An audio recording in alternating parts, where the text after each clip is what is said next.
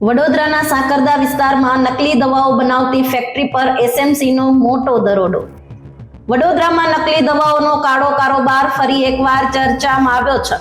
ગાંધીનગર એસએમસીની ટીમે ચોક્કસ બાતમીના આધારે વડોદરાના સાકરદા વિસ્તારમાં કાર્યરત ઇન્ટિગ્રિટી ફાર્માકેમ નામની કંપની પર દરોડો પાડ્યો હતો.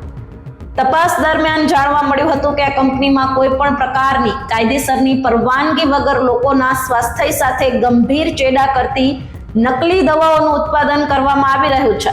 દરોડા દરમિયાન એસએમસીની ટીમે કંપનીના પરિસરમાંથી મોટી માત્રામાં શંકાસ્પદ દવાઓનો જથ્થો, કાચો માલ તેમજ પેકેજિંગ મટીરિયલ જપ્ત કર્યું છે.